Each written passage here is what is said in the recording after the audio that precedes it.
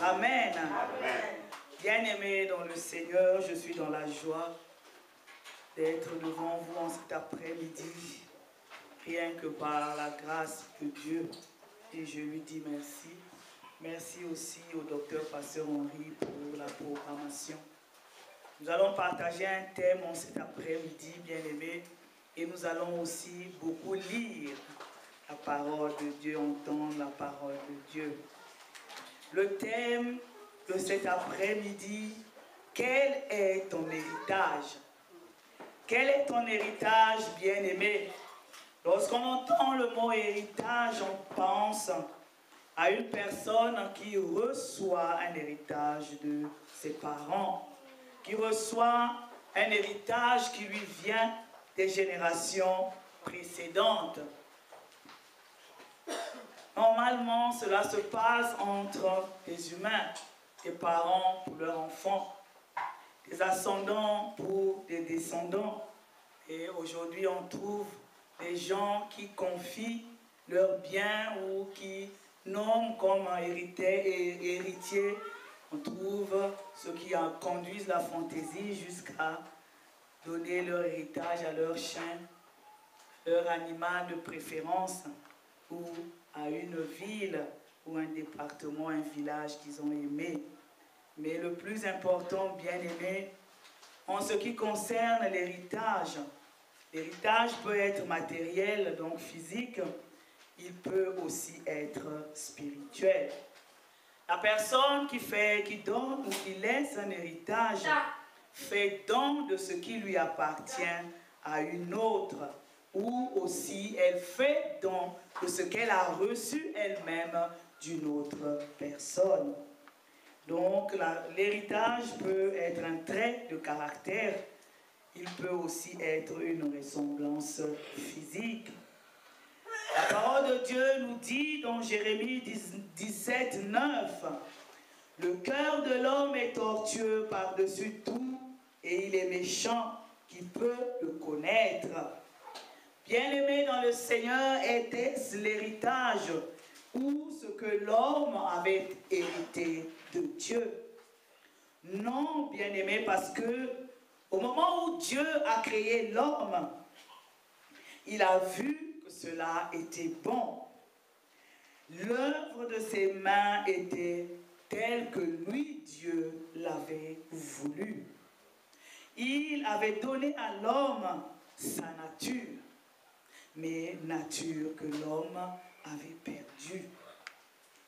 Il arrive des cas où des gens sont spoliés de leur héritage, et généralement c'est une bataille juridique qui s'engage lorsqu'ils cherchent à récupérer. Dieu a dit aux enfants d'Israël dans un texte qui va être lu dans Ésaïe, bien-aimée Marie-Louise, Ésaïe au chapitre 1, le verset 18 à 20.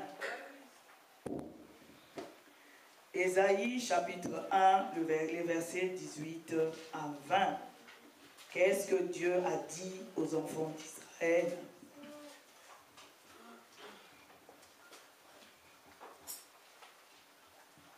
Amen. Amen. La parole de Dieu dans Ésaïe chapitre 1, verset 18 à 20. Venez et plaidons, dit l'Éternel. Si vos péchés sont comme le cramoisi, ils deviendront blancs comme la neige. S'ils sont rouges comme le roux, ils deviendront comme la laine. Si vous avez de la bonne volonté et si vous êtes docile, vous mangerez les meilleures productions du pays.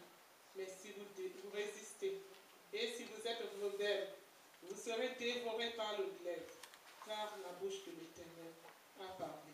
Amen. Amen. Car la bouche de l'Éternel a parlé. Pourquoi l'Éternel avait dit cela aux enfants d'Israël? Tout simplement parce qu'ils étaient en train de perdre l'héritage que Dieu leur avait donné par la promesse qu'il avait faite à Abraham. Dieu avait fait une promesse à Abraham, c'est de lui donner un héritage et lui donner encore davantage. Et les enfants d'Israël étaient en train de perdre cet héritage que Dieu leur avait donné par la promesse faite à Abraham. Genèse 13, 1 à 7. Alors je lis la parole du Seigneur.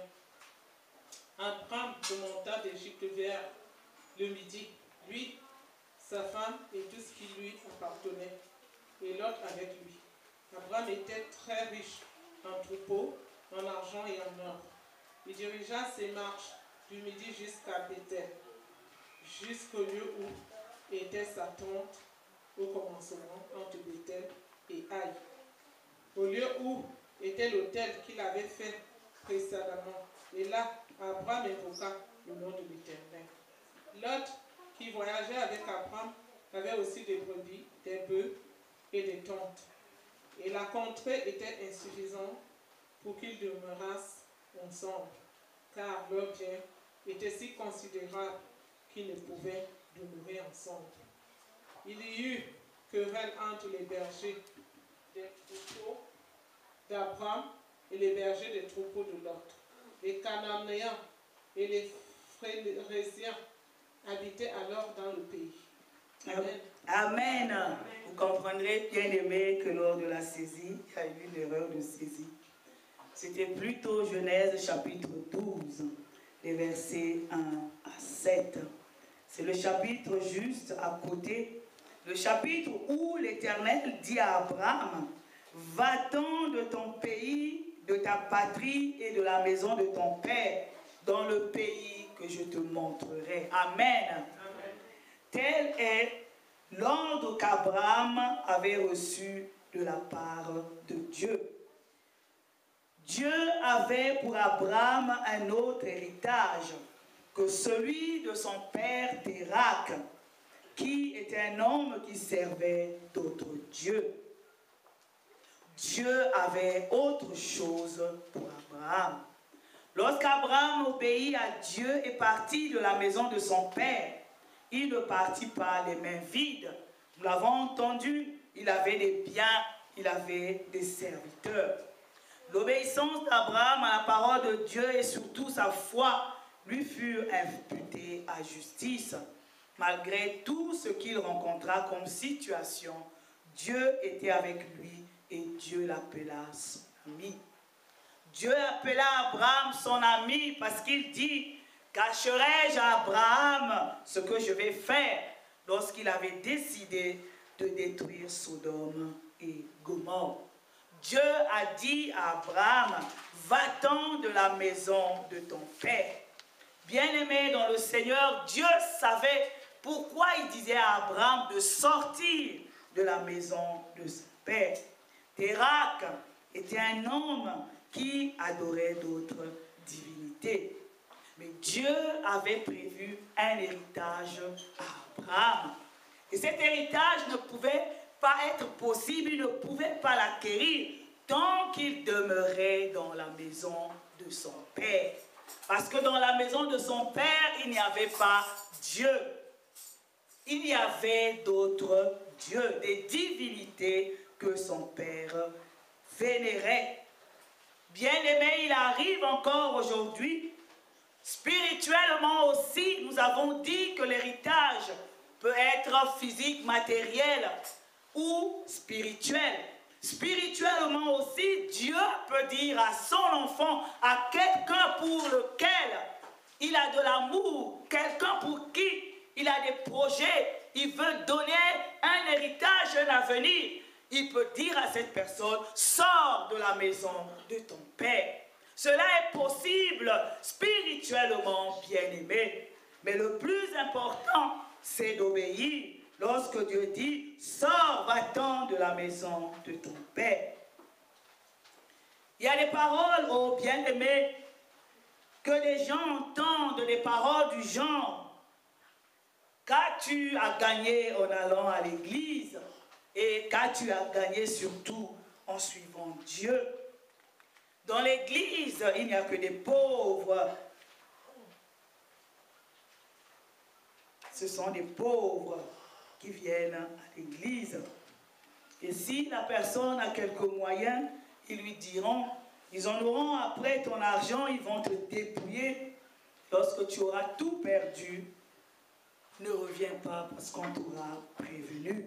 Nous avons entendu, bien-aimés dans le Seigneur, que lorsque Dieu a dit à Abraham de partir de la maison de son père, Abraham n'était pas quelqu'un de démuni. Abraham avait des richesses. Les personnes qui parlent ainsi mélangent le vrai du faux, car il y a des gens qui ont effectivement été trompés, dépouillés par des pseudos, des faux serviteurs de Dieu, qui s'étaient découvert une vocation parce qu'ils avaient un but, et ce but était éloigné de la parole de Dieu. Ce qui fait que certains sont devenus méfiants et d'autres en profitent pour faire de l'amalgame. Le plus important et le plus sûr, c'est d'aller dans la présence de Dieu et de lui demander si l'endroit où la personne va, c'est la volonté de Dieu. Et surtout, si Dieu connaît celui qui est à la tête de la communauté, car Dieu sait toutes choses et il connaît ceux qui lui appartiennent. Il connaît quelles sont les vraies brebis, quels sont aussi les loups déguisés en brebis, et qui sont les bergers qui conduisent à la perdition le troupeau, et ceux qui le mènent sur le bon chemin. Amen. Amen. Dieu sait ceux qui l'aiment et aussi ceux qui ne l'aiment pas. Ceux qui le servent en esprit, en vérité, et qui ne le servent pas du tout. Vous pourrez lire à la maison dans Jean chapitre 10, les versets 1 à 16. Bien-aimés, c'est faux de croire que dans l'Église, il n'y a que des pauvres. Il n'y a que des gens qui sont dans le besoin, qui vont chercher, lorsqu'ils viennent à l'Église, la consolation, le réconfort ou la richesse auprès de Dieu. Bien-aimés dans le Seigneur, ce ne sont que des clichés, bien-aimés, dont les auteurs ont un but à atteindre, celui de décourager ceux qui ont choisi le bon chemin qui conduit à la vie éternelle. Et ce chemin, c'est Jésus. Amen. Amen. Pendant son ministère, Jésus n'a pas croisé ni rencontré que des pauvres, bien-aimés, mais aussi des riches. Souvenez-vous de la parabole du jeune homme riche dans Matthieu 19, 26 à 16 à 26, que vous pourrez aussi lire à la maison. Le Seigneur avait pour ce jeune homme riche, il avait pour lui un autre héritage, mais ce jeune homme ne l'avait pas compris. Le Seigneur Jésus a aussi rencontré des érudits, comme le Éthiopien, il a aussi rencontré le publicain Zachée. Quel est ton héritage? Et surtout, de qui est-ce que tu hérites, bien-aimé? De qui hérites-tu et qu'est-ce que tu hérites? Nous avons parlé des gens qui héritent des biens matériels et aussi spirituels de leurs ascendants, de leurs parents. Et il y a ceux qui s'y accrochent et qui disent telle chose est dans la famille depuis des générations, il ne peut pas s'en séparer. Telle chose, c'est son père ou sa mère qui le lui a donné. Il le garde pour ses enfants, car son père l'a reçu de son père de son père, ou sa mère de sa mère, ainsi de suite. Bien-aimé, ce que tu as reçu et ce à quoi tu tiens si fort, est-ce que c'est quelque chose qui te conduit à la mort ou est-ce que c'est quelque chose qui te donne la vie? Sais-tu qui étaient tes ascendants? Étaient-ils des gens qui craignaient Dieu et marchaient selon ses commandements ou dans ses pas? Aujourd'hui, on voit des gens qui vivent des situations dont elles ne sont aucunement responsables. Les personnes subissent tout simplement les conséquences des actes posés par des générations antérieures. Que nous dit Exode au chapitre 20, les versets 1 à 7. Je lis la parole de Dieu dans Exode chapitre 9, 20 1 à 7. Alors Dieu prononça toutes ces paroles en disant: Je suis l'Éternel ton Dieu, qui t'ai fait sortir du pays d'Égypte, de la maison de servitude. Tu n'auras pas d'autre Dieu devant ma face. Tu ne te feras point d'image taillée, ni de représentation quelconque des choses qui sont en haut dans les cieux, qui sont en bas sur la terre, et qui sont dans les eaux plus bas que la terre.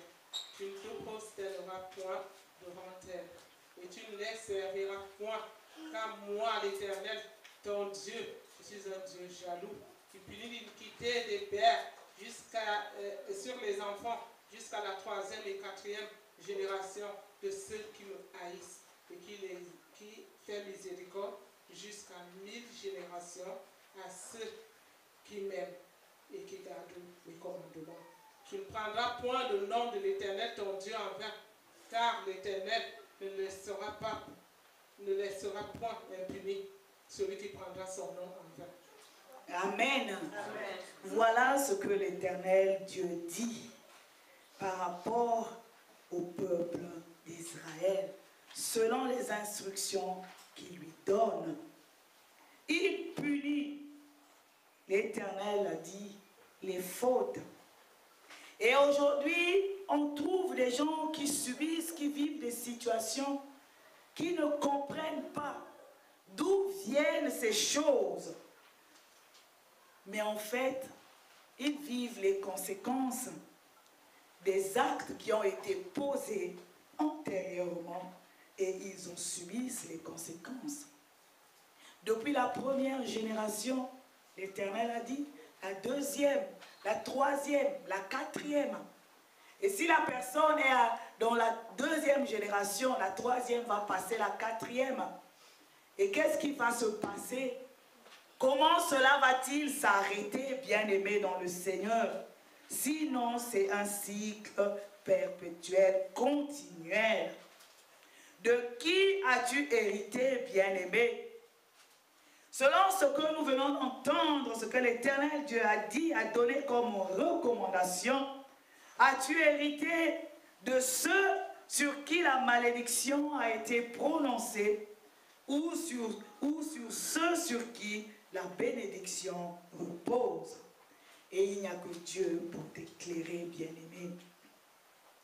Lui qui a dit, mon peuple périt faute de connaissance.